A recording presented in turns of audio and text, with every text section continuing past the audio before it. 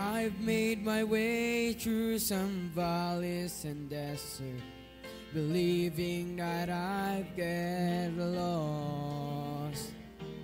I stood at the foot of what felt like Mount Everest, knowing I had the strength for the climb. 'Cause through every trial, each test and temptation, one thing is sure every time.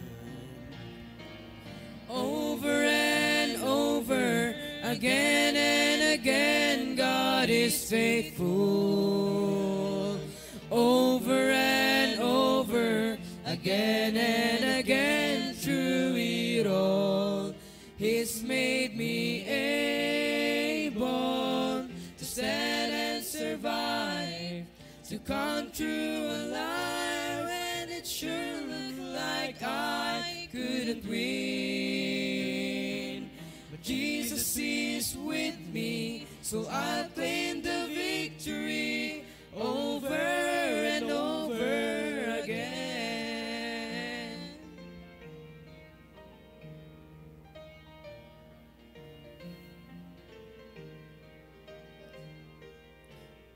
Ask me why, I have no hesitation. God does what He says He will do.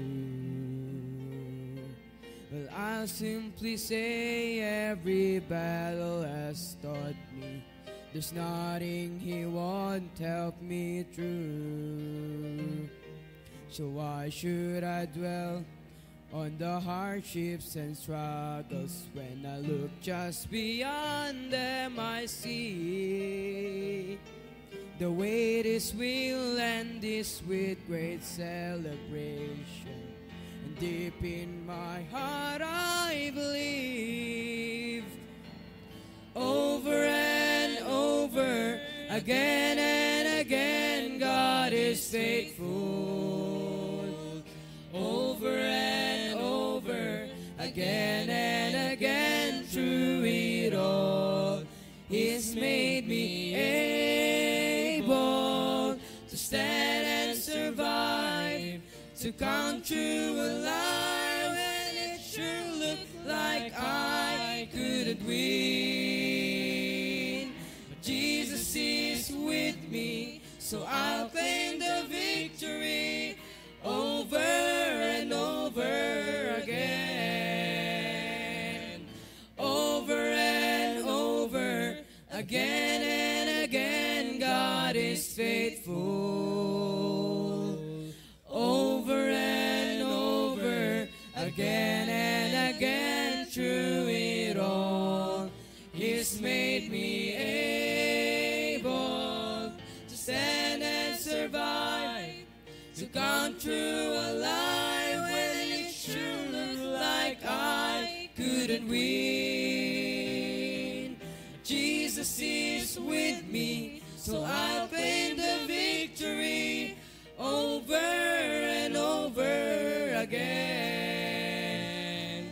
Jesus is with me, so I'll claim the victory over and over, over and over, over and over again.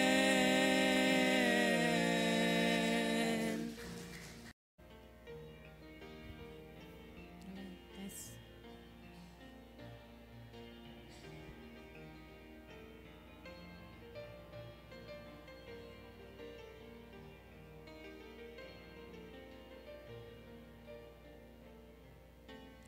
It is hard to understand God's purpose in our lives.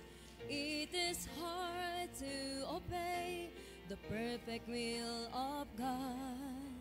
But all we need to do is to trust Him with all our heart, because God is faithful every time. God is faithful every Balitan time. natin. He will never leave you. God is faithful every time. He will now protect you. All things are come with a purpose. Whether it is hard, still God knows what is best, because God is faithful every time.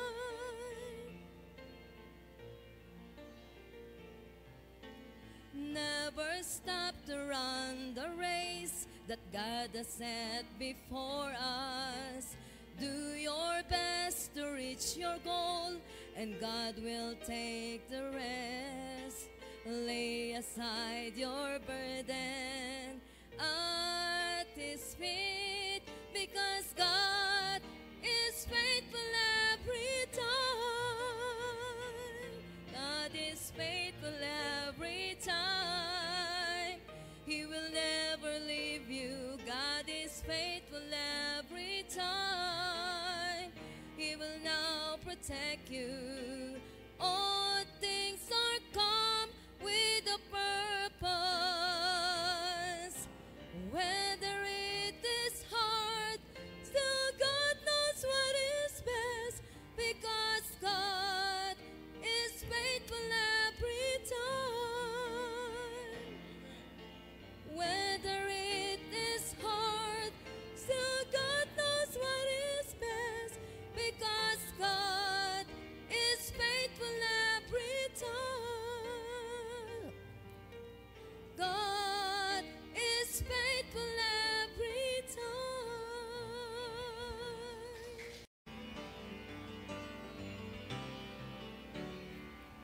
Lately I've been through some testing and trials. Felt like a detour that went on for miles. But standing here now looking back, I can say, Lord, I'm thankful.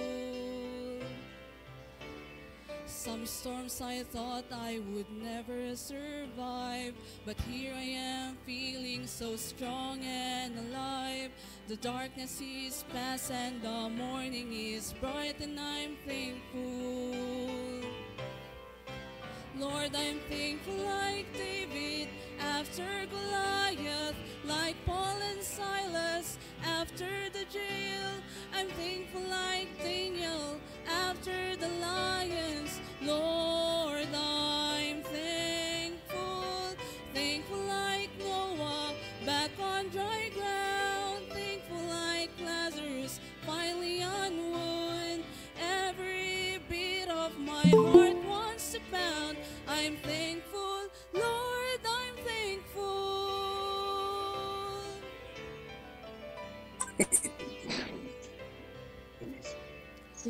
I battle giants of failure and fear.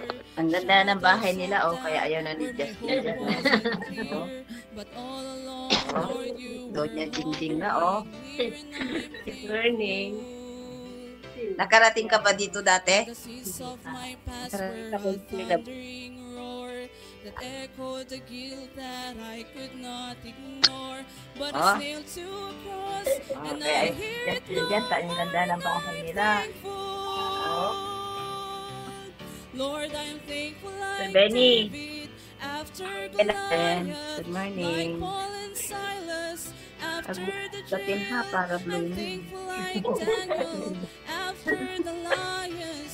Lord, I'm thankful. Thankful like Noah back on dry ground. Thankful like Lazarus finally on wood. Every beat of my heart wants to pound. I'm thankful, Lord, I'm thankful. Thankful like Noah back on dry ground. Thankful like Lazarus finally on wood.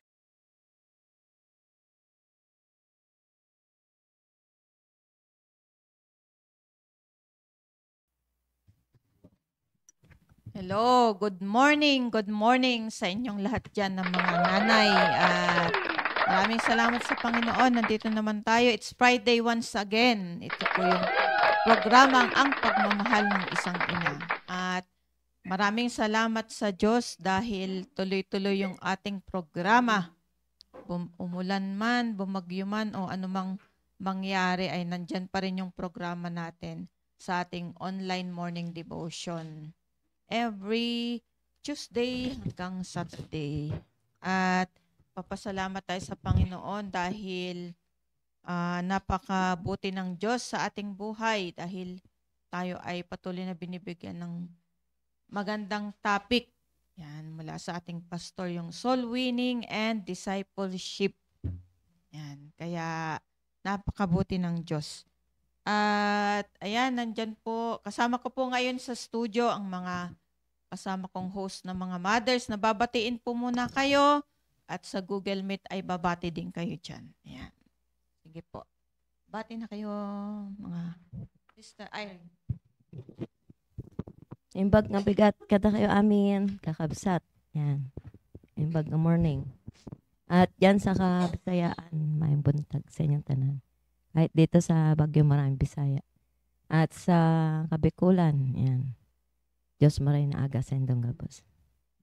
Stay tuned po. Isang magandang mapagpalang umaga rin po sa inyong lahat at patuloy po namin ini-invite kayo na makinig lang parate. Hindi lang tuwing Friday or Saturday kundi lahat sa lahat ng oras na meron tayong devotion. Yun lang po, to God be the glory.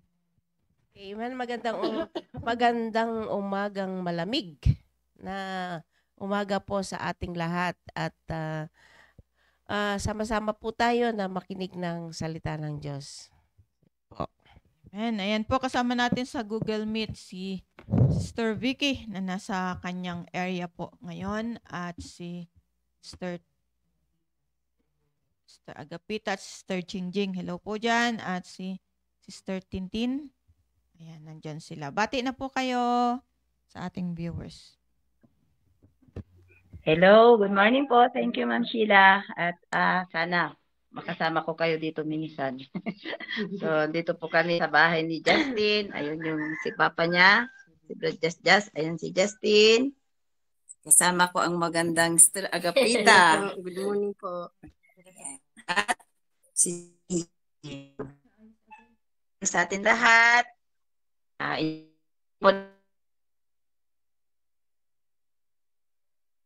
Tugad bidari.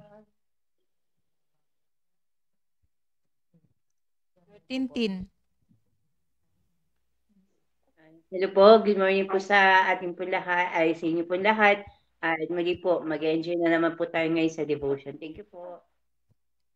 Amen. Maraming salamat sa Panginoon at yung mga viewers natin ay hindi ko mabasa po. Kaya ayan po, yung mga nakaantabay po sa ating online morning devotion. Good morning po sa inyong lahat. At tuloy-tuloy po yung ating topic na soul winning and discipleship. Kaya dyan po sa Google Meet ay uunahin po natin si Sister Vicky na mag-share sa atin yung kagandahan ng activity na ito, kagandahan na tayo ay nagso-soul winning palagi at yan, ano ba yung kanyang mga ginagawa sa kanyang commitment na ito. Yan po. Sige po. Mauna na po kayo. Sister Vicky po.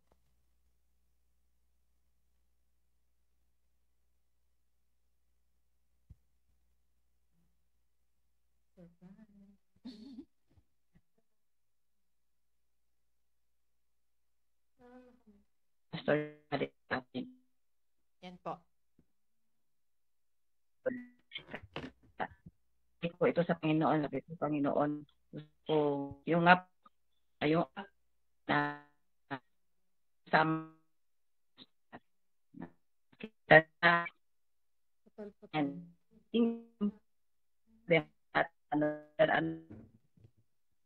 Chapi-chapi po, ma'am.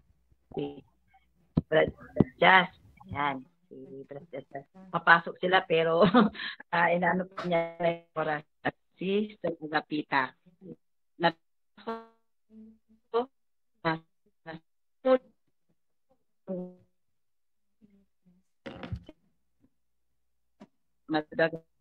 Ayan na po siya. Hindi na kundi Dapat lumakas sila sa mga putol-putol sis. Doon. Ang signal na po. Dito, sa pababa. Doon sa So, labas. Malakas na rin yung boses ko eh. Nakabukas na rin yung bintana niya, yung isa kayang bintana. Sa may labas. So, enjoy po natin. Unang labas, close na yung bahay nila, Sir Benny. Ay, gano'n. Sir Beth, magugulat ka pagka Wala na yung makabalik ka balkon. rito, Ma'am Beth. Wala na, close na yung bahay nila, oh. Oh, tingnan nyo. Lalo ako magugulat kung may Ayun, si escalator Justin. pababa. Ay, yan. Just gawaan mo daw ng escalator yung matatanda. Ayun, mabibless ka, Sir Beth, pagka makapunta ka rito. Naisama ko na rin dito. So, yun po. Na yung ginagawa.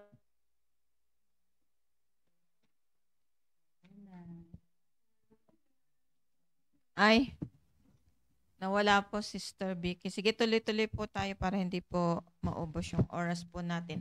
At babalikan na lang po natin siya. Dito po, babasahin ko lang po itong verse na ito sa Titus chapter 2 verse 3. Sabi po dito, the aged women likewise, that they be in behavior as becometh holiness, not false accusers, not given too much wine, teachers of good things. Verse 4, that they may teach the young women to be sober, to love their husbands, to love their children. Verse 5, to be discreet, chaste, keepers at home, good, obedient to their own husbands, that the word of God be not blasphemed. Ayan po. Ito po ay makikita po natin sa Titus chapter 2 verse 3 to 5 na ito po ay yung halimbawa po. Halimbawa po ng mga mothers na mga mananampalataya na tumagal sa gawain ng Panginoon. Kaya maganda po na yung soul winning and discipleship po natin ay sa tahanan po natin unang gagawin. Yan po, yung soul winning and discipleship. Ano ba yung ating ginagawa sa loob ng ating tahanan? So, unang-una sa lahat ay tayo ay maging mabuting halimbawa na tayo ay merong pagmamahal sa salita ng Diyos, meron tayong pagmamahal sa gawain ng Panginoon. Nakalagay kasi dyan is, behavior as becometh holiness. Yan. Not false accusers. Yan. Not given too much wine, teachers of good things. Kaya lahat dapat bilang nanay ay sa loob ng tahanan ay talagang tayo yung mabuting halimbawa kung makikita ba ng mga pamilya natin, ng anak natin, na tayo ay nagbabasa ng Biblia, kung tayo ay laging nasa simbahan, umulan man o ano bang mangyari, 'di ba? Nasa simbahan pa rin tayo. Yun kasi sinasabi dito holiness 'yan. Not false accusers. Na tayo ba ay nakikita ba tayo ng mga anak natin na hindi tayo nagkukontra hindi natin kinokontra yung salita ng Diyos. Pinag-iisipan natin teachers of good things. Ibig sabihin nito ay na-extend yung word of God na natututunan natin sa ating mga anak. Yun po. Kasi yun po talaga yung yung problema na nakikita ng ating mahal na pastor ngayon na tayo ay nakikinig ng salita ng Diyos. After that, ng pakikinig natin, ay wala na naman, sabi niya. Di ritual na naman, pupunta na naman tayo sa simbahan ng Sunday. Opo, uupo na naman tayo, makikinig na naman tayo, pero wala yung talagang application, yung involvement natin sa gawain ng Panginoon kung gaano yung pagtuturo ng pastor natin na talagang buhos talaga yung pag-aaral niya, kung paano tayo mananatili sa simbahan kasama ang pamilya natin, na magkakaroon tayo ng ministry kasama yung pamilya natin ay talagang grabe po. Grabe po talaga yung kanyang pag-aaral, yung kanyang panalangin na tayo ay i-apply natin yung ating ginagawa. Kaya nga magsisimula sa atin bilang mga nanay na makita nila na minamahal natin. Minamahal natin ang gawain ng Panginoon. Kaya nga, sabi ko nga yung mga anak namin lumalaki na sila, may sarili silang pag-iisip, may sarili silang kagustuhan, na gusto nila, meron silang gagawin sa kanilang sarili. Pero, hindi pwede na ganun ang gagawin nila. Kailangan talaga, umaga pa lang, ay papanalangin na sila. Sasabihin natin ang kanilang mga pangalan sa Panginoon. Na ito po, si Shadi po, si Meshach po, si Abednego. Yung parang nagsusumbong din tayo sa Panginoon, di ba? Yung mga mga ginagawang hindi maganda ng mga anak natin na sa ating sarili pinagsasabihan natin sila o kaya naman marami silang naririnig. Yan, mula sa pulpito kung sila ay nakikinig talaga sa ating yung mga anak natin, no? Kung sila ay talagang nakikinig, ay talagang hindi pwedeng yung sarili nila ang susundin nila.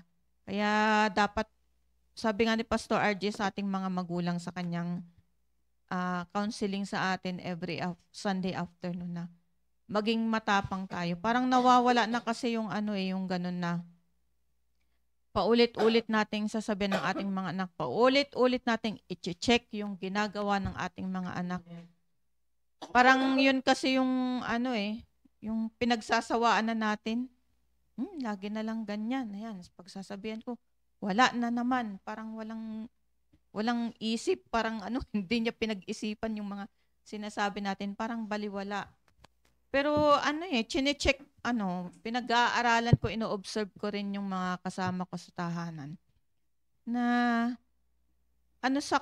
kasi sa kanila hindi sila immediate kaagad na susunod Ang gagawin nila is parang, okay, susunod ako, pero meron pa akong ganito. Meron pa akong ganitong gagawin. Mamaya, susundin ko yan. Parang ganun. Wait lang, yun po. Yan ang ginagawa ng ating mga anak. Opo, gagawin nila, pero talagang yung yung sarili nila. Sarili nilang gagawin. Pero nakakatuwa din kasi kung tayo ay nananatili at hindi tayo natitinag sa mga ganong kaisipan ng ating mga anak, ay makikita natin na doon pa rin sila patutungo sa ating sa ating mga tinuturo sa kanila. Kaya ang sinasabi ng ating pastor is wag yung emosyon natin na parang gusto natin na magalit sa kanila, gusto natin na palayasin sila sa bahay, gusto natin na parang wala na. Wala na tayong magagawa dyan. Parang ganun. Hindi ganun. Parang gusto ng pastor natin na magkaroon tayo ng fighting spirit ba? Good fighting spirit na yung sabi nga ni Apostle Paul, di ba? I have fought a good fight. Yung mabuti pa rin ang gagawin natin, na parang ang hirap gawin yun parang magagalit na tayo sa anak natin kung ano-ano nang sinasabi natin. Lumabas sa bibig natin. Nung lumabas na sa bibig natin, ay yung pala yung dahilan para sila ay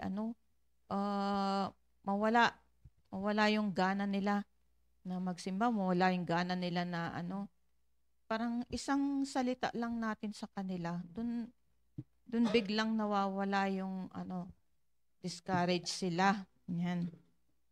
Pero sabi dito is magkaroon tayo ng holiness, tayo ay maging teacher ng good things. Tapos pag may mga anak tayong babae, di ba? Tuturo natin maging sober sila, seryoso sila. At kapag sila ay nagkapamilya, mahalin nila ang kanilang asawa, mahalin nila ang kanilang mga anak. To be discreet, ang ibig sabihin ng discreet ay wise. Ano bang ibig sabihin ng wise? Yung tayo ay sumusunod sa salita ng Diyos. Yun ang ibig sabihin ng discreet. Chaste. Tayo ay merong maayos na kaisipan. Tayo ay malinis yung ating puso't isipan. Keepers at home, good, obedient to their own husband, that the word of God be not blasphemed. Kasi nga, ang laging sinasabi ng mga anak natin, busy-busy ka sa sa ministry mo, nakalimutan mo na yung iyong mga anak, nakausapin. Wag naman sanang ganun. Yun yung palaging sinasaksak sa atin ng pastor natin na hindi dapat maging dahilan yung ministry natin, kaya yung pagpunta natin sa area, para makalimutan din natin na kausapin ang ating mga anak. Tayo talaga, responsibility talaga natin bilang mga nanay, na kausapin at kausapin ang ating mga anak. Kahit tayo ay laging may ginagawa sa simbahan, o kaya naman tayo ay nagsosoul winning sa area, parang nakaligtaan din natin na kausapin yung ating mga anak. Kaya gawan natin ng paraan. Huwag tayo yung maging dahilan para yung ating asawa at anak, tayo pa yung dahilan para sila ay pupunta sa impyerno. Nakakalungkot yun. Kasi yung sinasabi ng mga anak natin na, ang sipag-sipag mo sa ministry, tapos kinakausap mo yung mga unsaved, na sila ay pupunta sa impyerno, pero nakalimutan mo naman kami. Yun yung nakakalungkot. Huwag nating kalimutan, i-check palagi ang mga anak natin kung talagang sila ay totoong ligtas. Yun, palagi nating i-check yung kanilang salvation.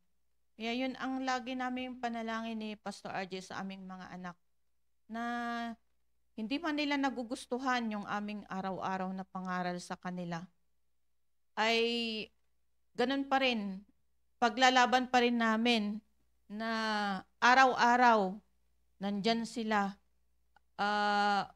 Magalit man sila na sila ay gigisingin ng umaga, magalit man sila na sila ay sasama namin sa area para pumunta sa tahanan ng mga members upang mag-devotion. Hindi man gusto sa kanilang kalooban kasi gusto pa nilang matulog, di ba? Yun ang gusto nila, matulog pa. Pero hindi pwede eh. Hindi pwedeng sila ang masusunod. Kailangan talaga na yung salita ng Diyos, yun ang susundin natin. At maraming salamat sa Panginoon. Yun lamang po, at nais ko pong ibigay sa mga kasama kong mothers kung paano po tayo matulungan na mag-soul winning at mag-disciple sa ating family. Ayan, Sister Vicky.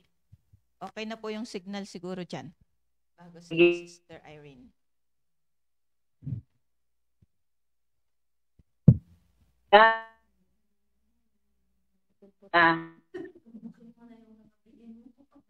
Putol pa rin.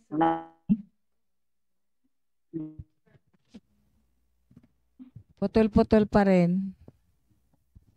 Ayan.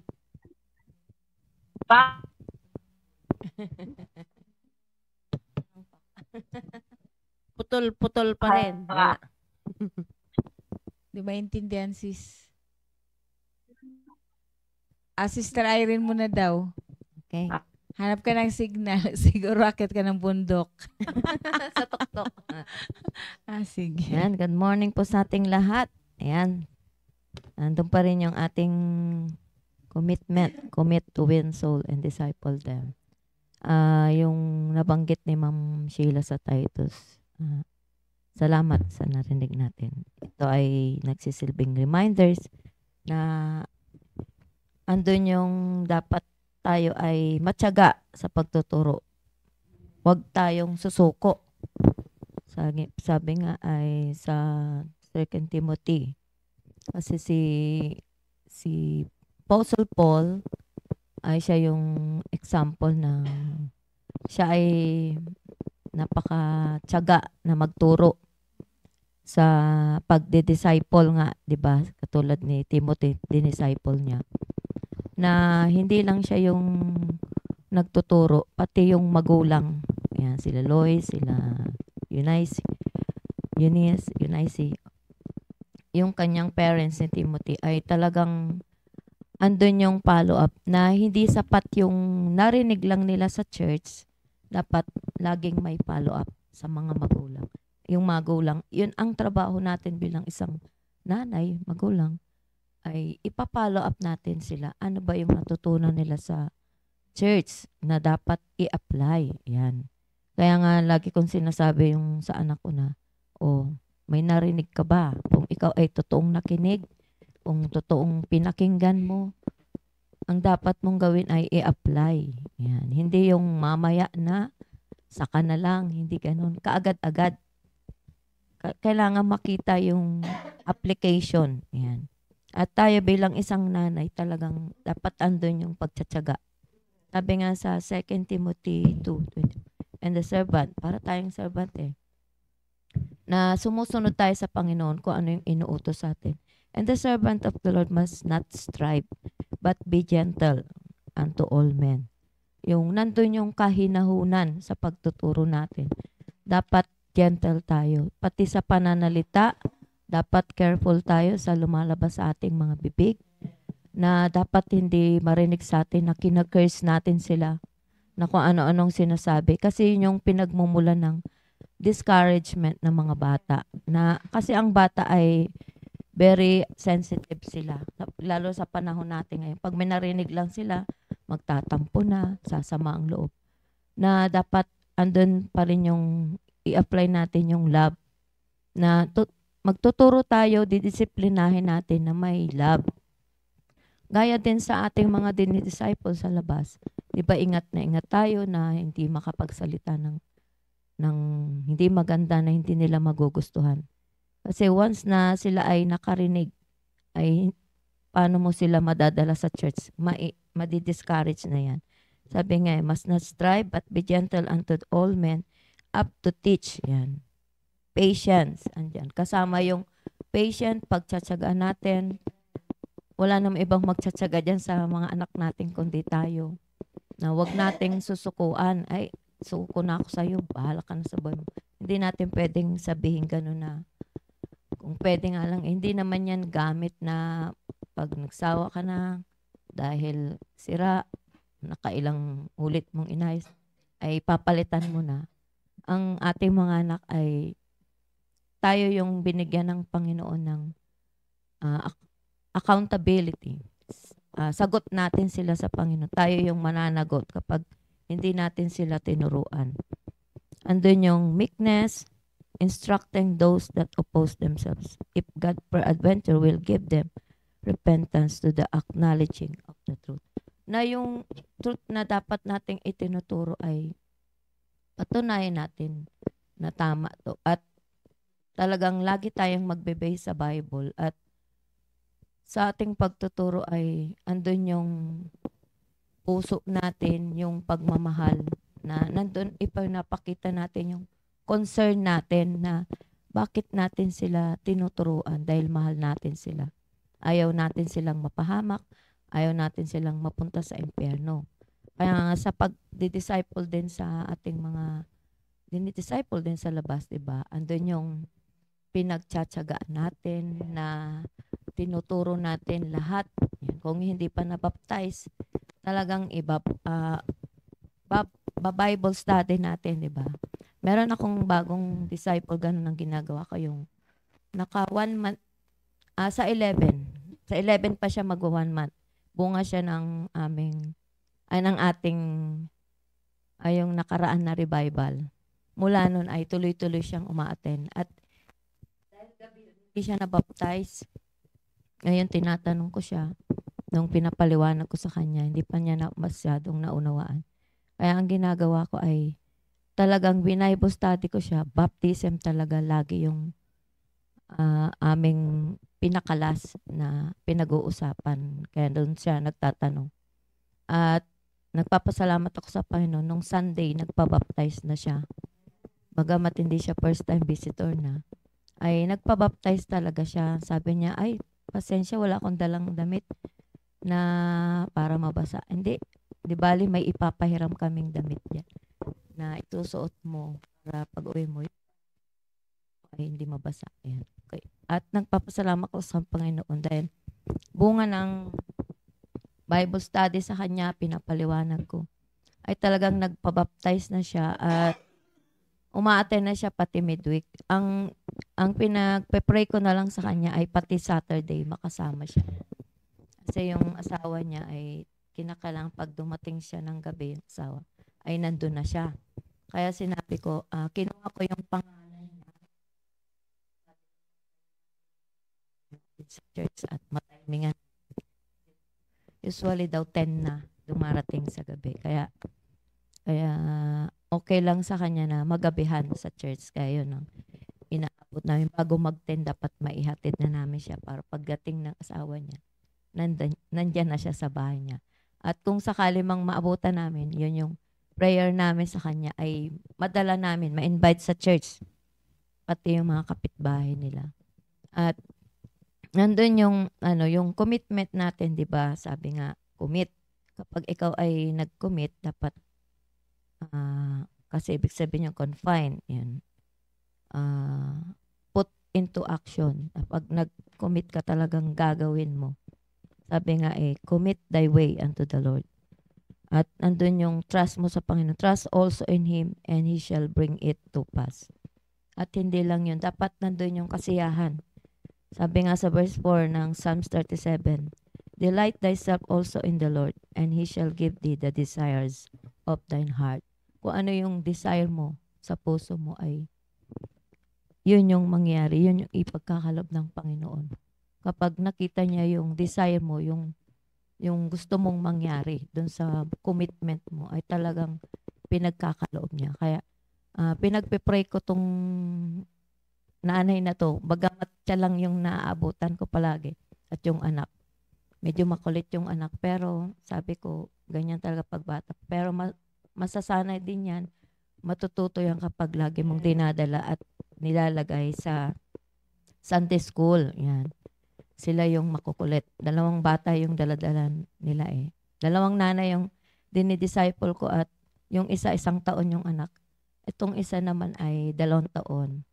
Yan. Kaya natutuwa ako pag nakikita ko na yung mga dinidisciple ay sumusunod sila at talagang ginagawa nila yung sinasabi ko. Doon yung kasiyahan natin, di ba? Pati anak natin, pag nakita natin bagamat hindi ka agad-agad sumusunod, pag nakita nating nagagawa na nila paunti-unti, andun yung tayong magulang masaya, di ba? Kaya bagamat sila ay matigas ang ulo, ang hirap sa paulit-ulit, parang naririndi na yung tenga nila. Pero sinasabi ko sa kanila, wala nang ibang magtuturo sa iyo ng ganito, na pagtsatsagaan ka. Kung hindi lang kaming magulang, kaya makinig ka na. Ayun, paunti-unti, merong sumasala minsan, pumapalpak. Meron naman iba na susunod nila paunti-unti. Yun lamang po, patuloy tayong maging masaya sa ating ginagawa at makikita din natin yung bunga ng ating ginagawa at yung pray for them. Huwag nating kalimutang ipag-pray sila. Yun yung ating sandata para lahat ng ating desires ay mangyari. Yun lang po. To God be the glory. Sister Irene. Ay, nawala na Sister Vicky. Sister Benny po. Amen. Good morning pong muli sa ating lahat. At napakaganda nga po ng topic natin na yung sa commitment to soul winning and discipleship. At yun nga po na kagaya nga po ng natakal na po ni Ma'am Sheila, ni Sister Irene ay patungkol po sa atin pong mga dinidisciple. At una-una nga po na yan. Una nga po yung pag-disciple po ay yung sa ating pong family, na sa ating mga anak, na kagaya nga po ng nasabi mga po nila Ma'am Sheila at ni Sister Irene, na kung i-disciple natin sila ay andun po yung panalangin at yung tiyaga po natin bilang isang nanay. At ganoon din po sa mga nasa labas. Sabi nga po dito sa John 14:1, let not your heart be troubled. Ye believe in God, believe also in me. Yan. Na wag tayong mabahala, wag tayong malungkot, wag tayong mag-alinlangan na kung ano man yung mga nakikita natin sa ating pong mga anak, na talagang ganun nga po, marami nga po ngayon na sa panahon po natin ngayon ay ang mga kabataan ay ganyan po. Kaya dapat yung disiplina natin noon tayo yung mga bata ay ibahagi din natin sa kanila kung ano yung disiplina ng ating mga magulang noon na napakaganda po ng disiplina ng mga magulang natin noon na kahit hindi po sila nagbabasa ng Biblia, ay andun po yung talagang disiplina. Kagaya nga po ng ginagawa po ng ating mahal na pastor sa atin. Una-una po sa atin pong mga full-time na una tayong nakakarinig ng salita ng Diyos na ibinabahagi po sa atin. Kaya yun nga ay dapat wag tayong mabahala sa ating pong mga ginagawa na may pagtitiwala. Magkaroon tayo ng malinis na plano sa atin pong mga dinidisciple at magandang training. Ano po yung training natin na ginagawa dito sa church ay ganun din po yung ibahagi natin sa atin pong mga dinidisciple. At kagaya nga po ng yun nga kung una-una po talaga sa ating sarili. Yung una nating i-disciple yung ating sarili. Kasi kung yung sarili natin, hindi nga natin magawa yung ipinapagawa sa atin ng Panginoon. Tapos, ikukulit-kulit mo sa mga anak mong makulit. Pero, dapat, meron tayong compassion talaga na magturo sa ating mga anak. Ipananalangin natin, bagaman talaga pong sa ngayon ay ang mga bata ay masyadong matitigas ang ulo, pero hindi po yun ang dahilan na maging ganun na lang, ipaunawa natin sa kanila yung kagandahan ng salita ng Diyos na yung magagaya nila,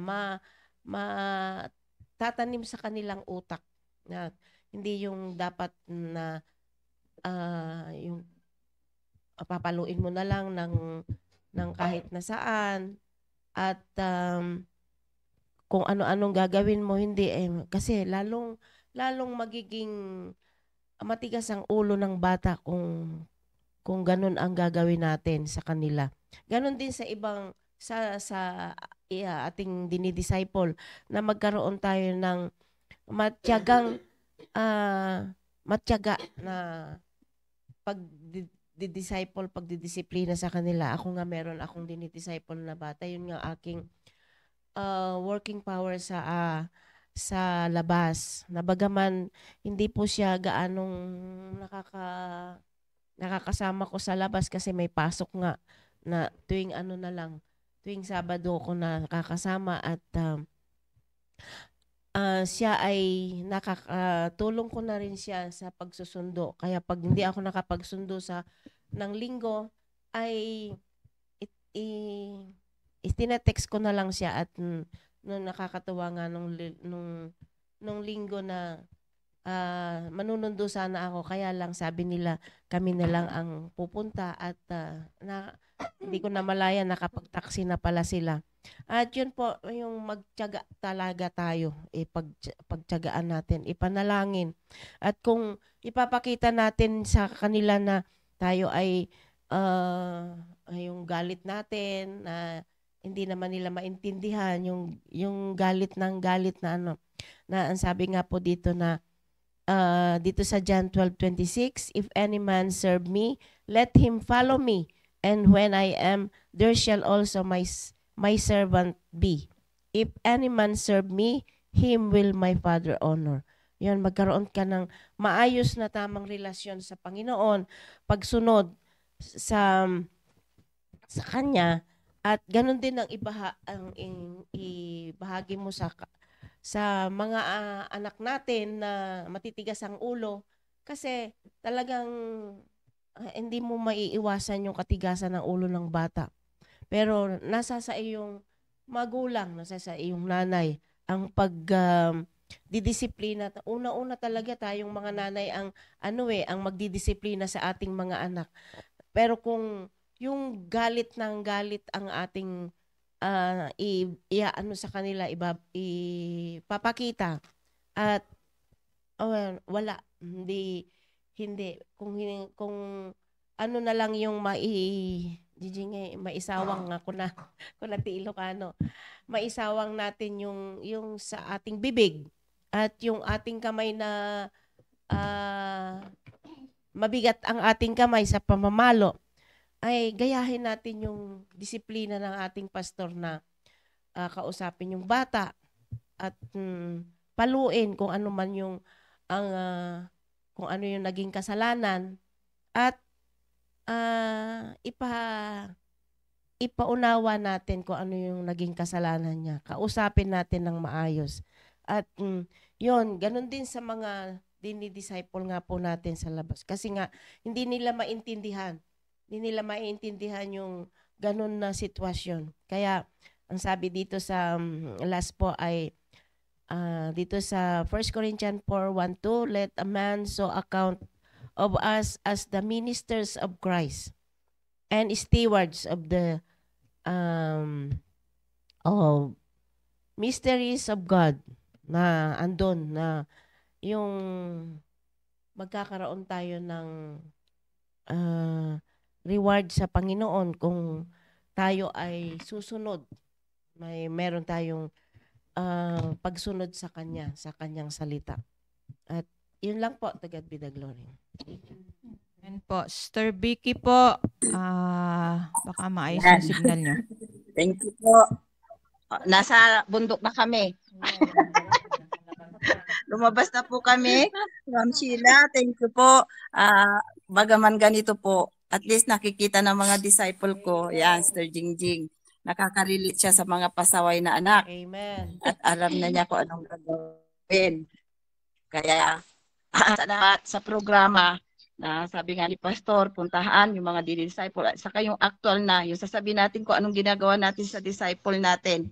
At ito na, nabibes ako kay Sister Agapita, dati kong kabady sa garden, yung minsan sa Green Valley, sumasama siya. So yun po yung challenge ng ating pastor, na yung anong ginagawa natin sa mga disciple natin. Na yun nga po, tapos na natin na pag-aralan, yung dapat gawin. Una-una, yung i-disciple natin yung sarili natin. At yun yung nakikita ng mga dinidisciple natin na grabe, kagabi sa Labot family, yung sabi nga ni pastor na pagkatapos ng Bible study, pagkatapos ng lesson ay magpipray.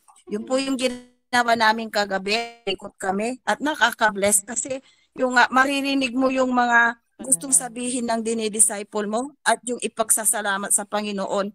Nakaka-bless na si Brad Ernesto, talagang ang haba ng prayer niya kagabi. Kaya sumunod lang po tayo sa programa ng church sa sinasabi ni pastor. Ginagamit lang po si pastor ng Panginoon kung anong dapat natin gawin. Kasi gusto talaga ni pastor may bunga, may result yung ginagawa natin na tulad yan, Sister Benny, yung sinasabi mo nagtataksi na hindi na nagpapasundo. Sa Friday, doon tayo. Kasi the time na kusya siyang pumunta, may mga kasama sa bahay yan. Kaya next Friday, doon kami ni Sister Benny. Sasama ko ulit si Sister Agapita. Ganda-ganda Sister Agapita, Natutuwa kami dito kasi dito kami sa harapan ng bahay nila.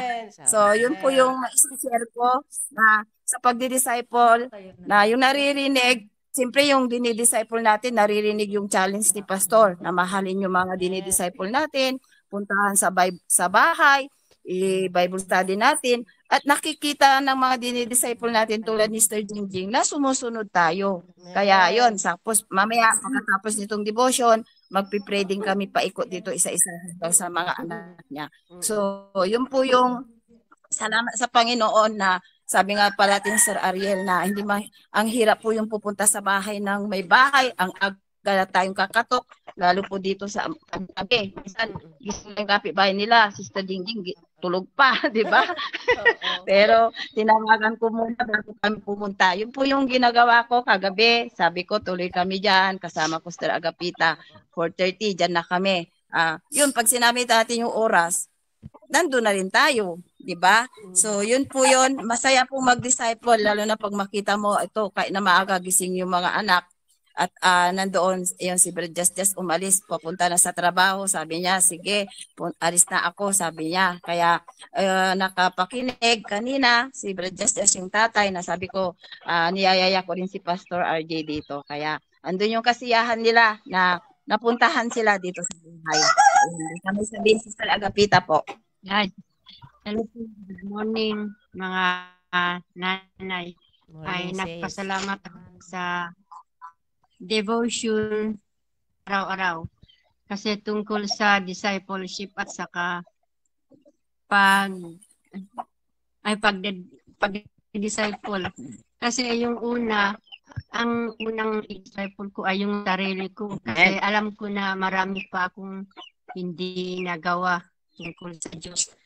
At yung pangalawa, yung family ko. Kasi sabi ni Pastor, ang unahin mo family mo bago ka sa iba. Kaya yung ang pinipray ko sa family ko na mabuo kami sa church at saka yung mga anak ko na may pamilya, mapunta sila sa church at saka may yung mga anak nila para tignan yung mga anak nila yung ginagawa nila sana na pagpunta sa church every Sunday. At yung prayer ko din sa trabaho nila para hindi masagasahan yung linggo. Parati sila na may work sa linggo, kaya hindi sila nagsisimba. Bibira lang simba sa linggo.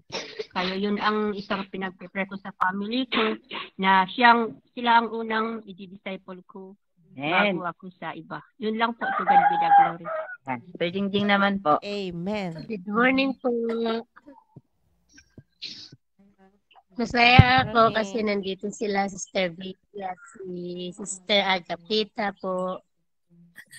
Kaya mo kay Justin. Kay Justin. At tapos si Justin po, naalagaan ni Sister Vicky. Amen. Gagayan ko sa mga mensahe niyo sila kanina. Salamat ka. Salamat ako kay Sister Sheila. Pinakinggan ko yung sinabi niya kanina po. Gagayahin sana magaya ko yun. Amen. Amen. Yan. Ma'am Sheila, gagayahin ka daw ni Sir Jingjing. Dapat magpastor si Chas-Chas, di ba? So, minsan isasama ko si Ma'am Sheila rito. So, nakaka-bless. Yun po yung ma-share namin. Salamat pa. Lumabas kami. Masunurin kami talaga. Sabi niyo, punta kami sa bundok. Ayan, nasa bundok kami. Diba? Amen. Sa gawain, masayang pumunta sa area. Yun lang po. To God be the glory. Amen. Ayan, Pastor Beth. Amen. O talaga dapat sumunod sa bundok para sayang yung pagpunta ninyo kung hindi narinig yung mensahe. Okay. Sige. Okay, so Ezekiel chapter 3 verse 18. When I say unto the wicked, thou shalt surely die, and thou givest him not warning, nor speakest to warn the wicked from his wicked way, to save his life, the same wicked man shall die in his iniquity, but his blood will I require at thine hand. Ito po itong verse na to, sabi nga tayo ay accountable tayo doon sa mga na talagang tayo ay responsibilidad natin bilang isang Kristiyanong ibahagi, i-share yung Panginoon, yung salita ng Panginoon. Dito sa verse na to, in-emphasize dito yung pagiging unang-una accountability daw, sabi ng isang prophet, si Ezekiel, na kailangan niyang warningan yung mga wicked. Kailangan niyang i-stress yung ginawa ng Panginoong Diyos, na sabi nga ang wicked person na siya ay mayroong pagbabayaran, sabi nga meron siyang hatol ng kamatayan.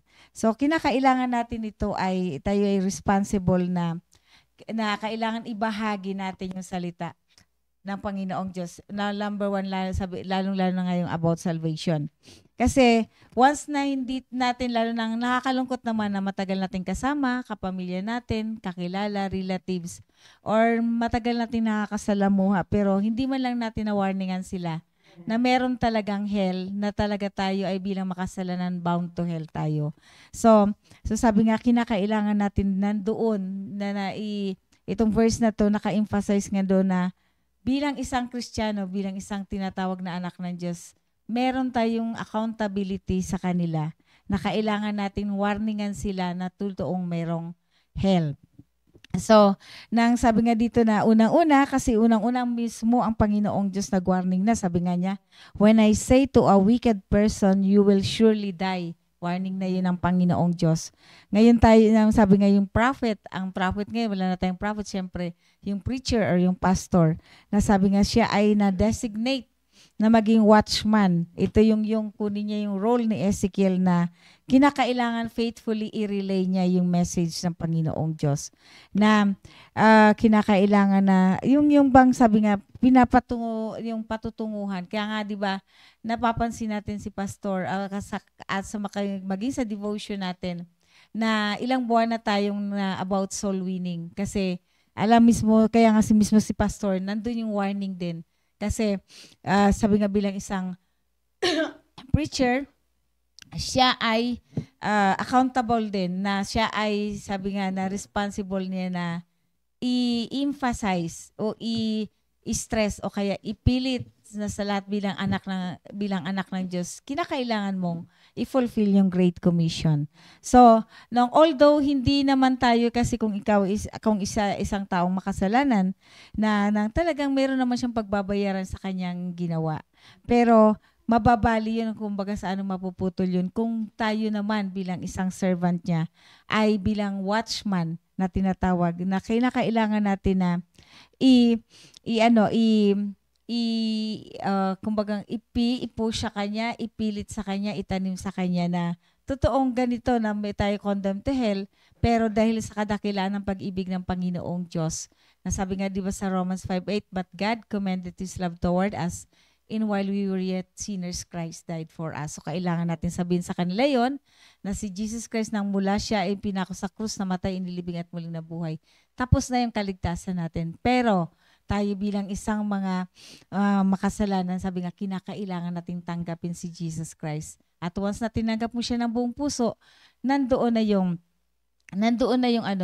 promise ng Panginoong Diyos na i-fulfill niya yon. Bibigay niya sa atin nga yung eternal life. So, bilang sabi nga dito na sa verse na to na but His blood I will require at your hand. Nakakalungkot yun, di ba? Nahimik ka lang. Alam mo na may hell, pero alam mo na may kaligtasan, pero nahimik ka lang. Hindi mo ibinabahagi, yun na nakakatakot. Kasi mismo, sabi nga ng Panginoon, yung warning niya dito, isisingil ko yun sa inyo. Kaya yung mga hindi pa walang pakialam sa soul winning, ito po yung magiging consequences kapag tayo ay nagpabaya bilang isang Kristiyano. So bawat isang Kristiyano, sabi nga dito, tayo ay dapat mag-double time. I-fulfill natin yung Great Commission at sapagkat marami pang mga tao na hindi lubos na iintindihan nito. So, bahagi ko lang, i-share ko lang last Merkules. Nandun kasi kami last night na kasi noong wake nung eldest sister nila, panganay nila ni Brad Juni, inilibing kahapon. So, nung gabi, mayroong banda. Yung lahat ng mga paboritong kanta nung namatay ay pinatugtog. Mga 1960s, 1970s kasi siya ay 69 na. So, pero nakakatuwa doon ng sabi ko kay Paulo, ikaw mag-share. Ang nakakatuwa doon mismo talagang si Paulo sinabing, pwede pong tigilan muna natin yung music, pag-usapan muna natin about eternal life. So, nag-share siya ng 20 minutes doon. Although meron din ako nakitang, alam ko meron ako narinig doon ng mga save na kasi kada inaano ni Paulo yung verse, nang mini-mention niya, memorize na nila, sinusundan nila. At alam ko rin lahat ng mga kamag-anakan ni Brother Juni na nandoon, kasi ilang beses na sila, ilang beses na may mapatay na nagpipray si Brother Juni. Kaya malinaw na rin sa kanila yung salvation. Ang hindi lang maganda doon, syempre may mga mga matatanda na grupo sila na nag-rosaryo, na mayroon silang mga nobena na paulit-ulit na parang tinitiyak nila na pupunta talaga sa langit yung tao. Yung parang mismo sila duda na kung pupunta ba sa langit. So yun yung medyo nakakatakot hanggang sa nakakalungkot pala.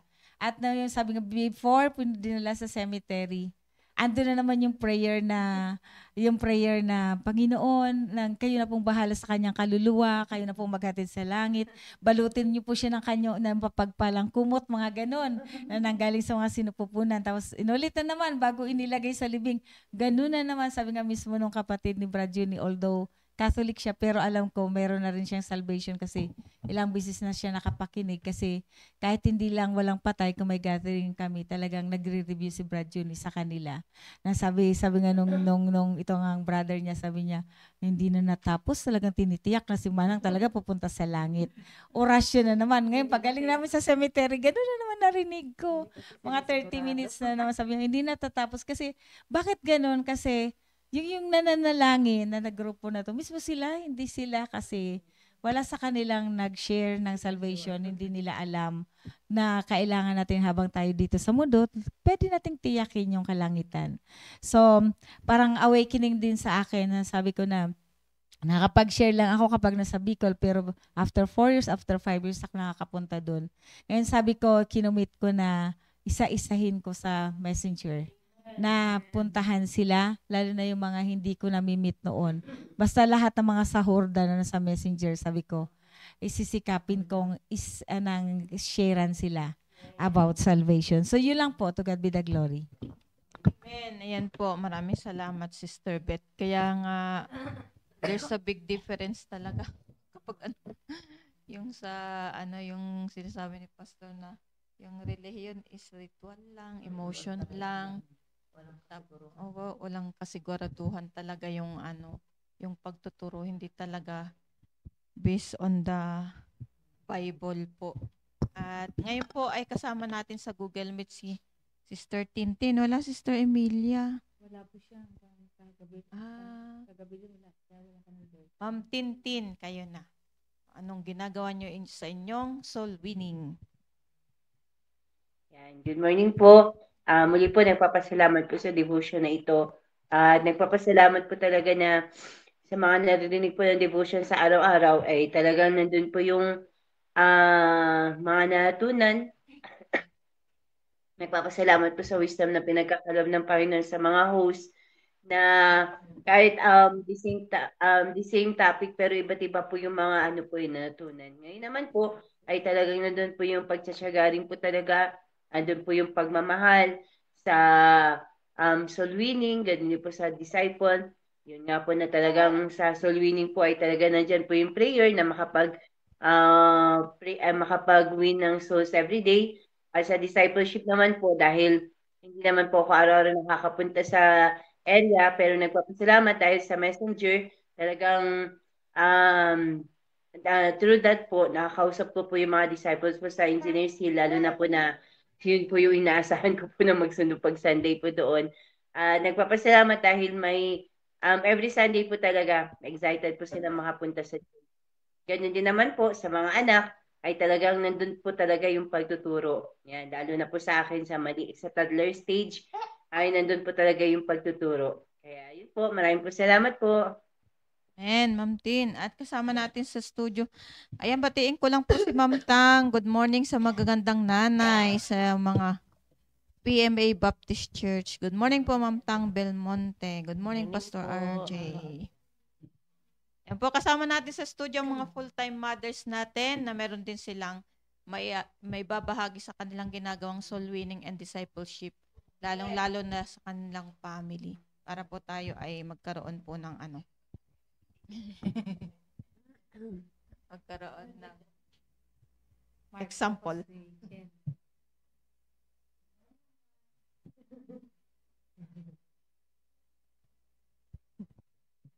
Good morning po sa ating lahat at kami po dito ang mga audience ay nagpapasalamat po sa mga host sa kanilang mga ibinahagi patungkol po sa pagdi-disciple sa area at ganoon din po sa kanilang mga anak at Pare-pareho po kami ng nararanasan. Huwag kang mag-alala, Ma'am Jingjing, at nararanasan din namin yung nararanasan mo. At yun din yung gusto namin na habang nagsasalita si Ma'am Sheila, sila Ma'am Beth, sina Ma'am Irene, ay sabi ko nga na yun din yung prayer ko sa aking mga anak na kasi syempre sa aming pag-area, marami akong mga mothers na napupuntahan.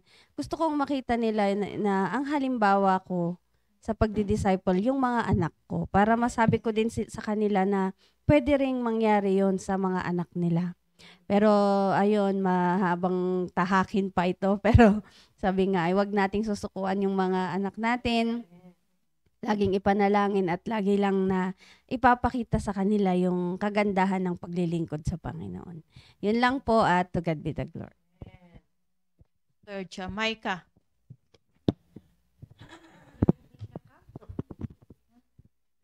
Good morning po sa ating lahat at thank you po sa mga narinig po natin ngayon na unang-una po narinig po natin sa umagang ito is yung blessing po talaga ng yung soul winning and disciple talaga. At nagpapasalamat po ako sa napakinggan ko at ganun din po yung sitwasyon natin. Pare-parehas tayo mga magulang na talagang dapat i-disciple muna natin yung mga anak natin para maging good example din po sa mga dinidisciple din po natin mga parent sa kanilang mga anak din po. At nagpapasalamat po ako na araw-araw may instruction si Pastor paano natin gagawin yun na para makapag-disciple, maging effective na discipler and soul winner, magkaroon po ng plano talaga na hindi po tsamba-tsamba. Yun po yung narinig po namin kay Pastor na totohanin lang po natin yung paglilingkod sa Panginoon. May magiging resulta po na magandang resulta po sa Panginoon about sa soul winning and discipleship natin. At yung fruit noon ay maglilingkod din po yung mga dinidisciple natin sa Panginoon. At yun po yung gagawin po natin, yung goal po natin na ipag-pray din po natin yun. At yung sarili po natin unang-una na maging effective po tayo na discipler po. So, thank you so much po sa paalala, mga host, at God bless po. Good morning po sa lahat. Maraming salamat po sa mga host at meron po akong may dadagdag po sa pag-disciple, lalo na po sa aking anak po. So, pray nyo na lang po ako na ako po ay magkaroon po ng mahabang patient po. Yun. Amen. Ayan. At palagi lang tayong manalangin sa Panginoon. At nung i-share ko lang nung Wednesday na pumunta kami sa area namin. Kasama kasi kami na builders group. Ang kasama ko ay si Mishak. So naghihiwa-hiwalay kami sa area. Pag ganun, kapag nandun na kami sa area, pinupuntahan namin, naghihiwa-hiwalay kami kung saan yung bahay ng miyembro at kung saan yung bahay ng ipapollow up namin. Natutuwa ako kay Misha kasi nung sabi ko, pupuntahan ko muna yung mga nanay dun sa may bangin. Yung pala, hindi pa, alam ko pumunta sila dun kina Tatay Miguel, pero nung pumunta na ako doon, talagang sa pinakamababa yun eh. Parang naiisip ko, parang sana sinamahan nila ako dito kasi baka di ko alam kung anong mga mangyayari dito. Pero meron naman akong pananampalataya sa Panginoon. So nadatnan ko yung mga bata doon na tinuturuan ko sa Good News class na hindi sila pumasok. So ngayon, hindi lumabas yung nanay at meron siyang mga dahilan. Kaya sabi ng mga bata, kami na lang daw po yung i-Bible study ninyo. Kaya hindi humarap yung nanay, hindi rin humarap yung isang kapatid kasi sila yung yung talagang ini-invite ko, pinagtsatsagaan kong puntahan doon sa malalim na bangin na yun. Hindi ko alam nandun pala. Nung umakyat ako, pupunta na naman ako doon sa kabilang bahay. Binantayan ako ni Meshach. Sabi niya, sino bang mga nandyan? Mama, sabi ni Meshach. Hindi ko alam, andun lang siya sa gilid. Binabantayan niya ako. Kaya natutuwa rin ako dahil nakikita ko na ay siguro baka akala niya baka kung anong mangyari sa akin, sinasabi kong gano'n. Tapos sabi niya, Mama, punta na tayo doon kina Sister Anaya, ikaw na ang mag-Bible study doon kasi wala si Sir Gary, sabi niya gano'n. Kaya, ay ganun ba? Tapos, yun, nag-aalangan din kasi sila kasi nanay yung pupuntahan namin. Kaya inantay nila ako bago bago pumunta dun sa bahay ng miyembro. Nandun din yung mga nagko-construction worker.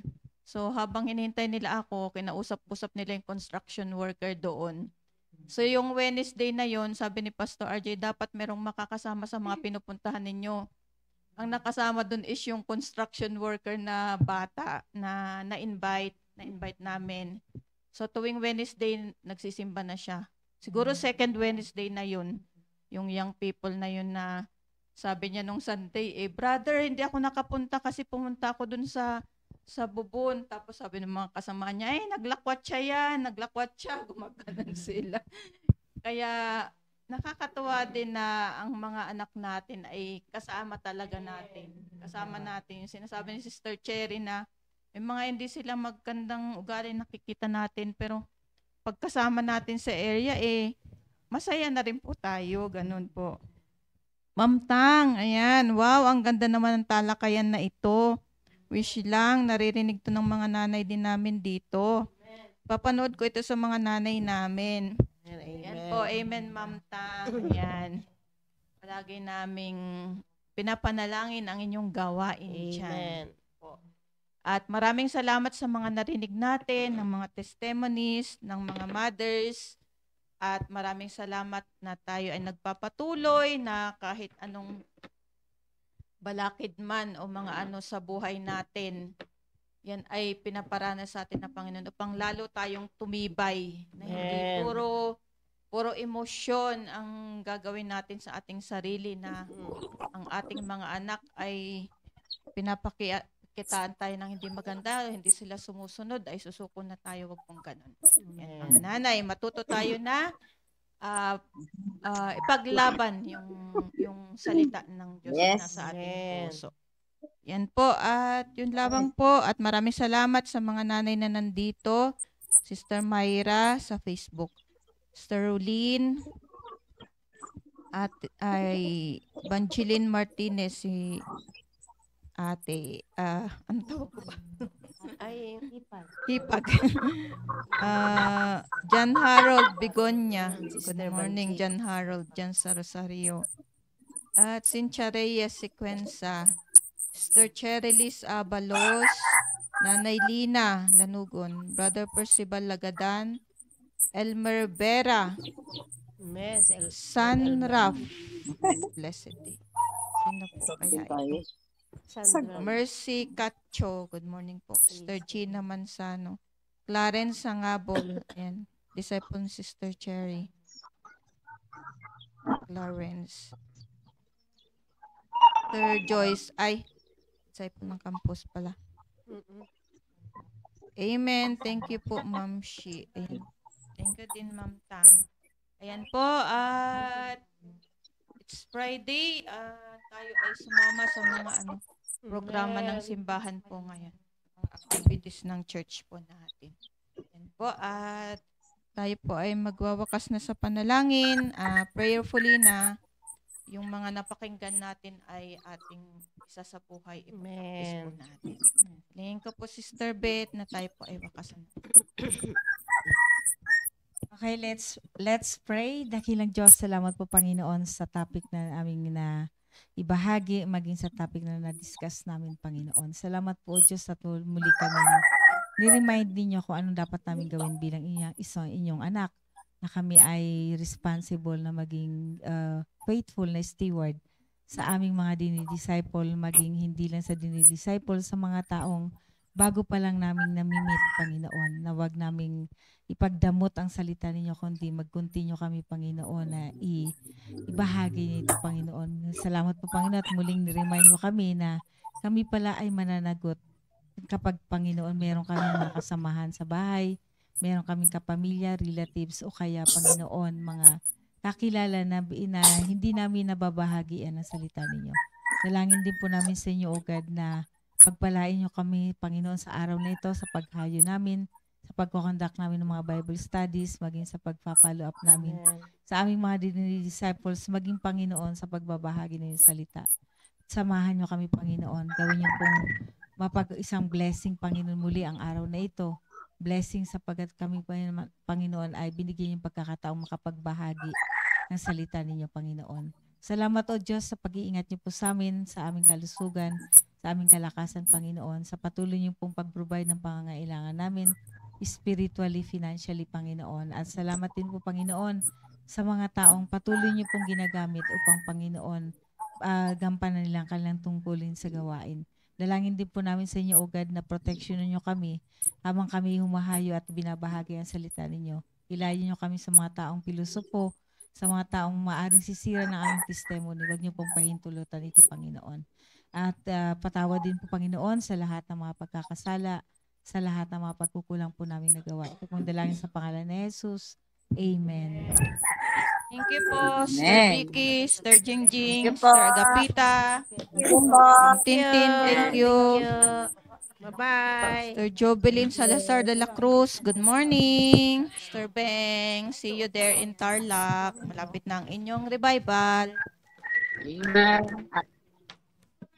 4.8. Yung nag-aalala sila eh. Yung kwan. So, sana. Nanay Esterlina Parliaga Pantalyon. Thank you, Ma'am Tang. Thank you so much. Thank you po. See you in Tarlac. Punta kayo doon, Pastor Duby.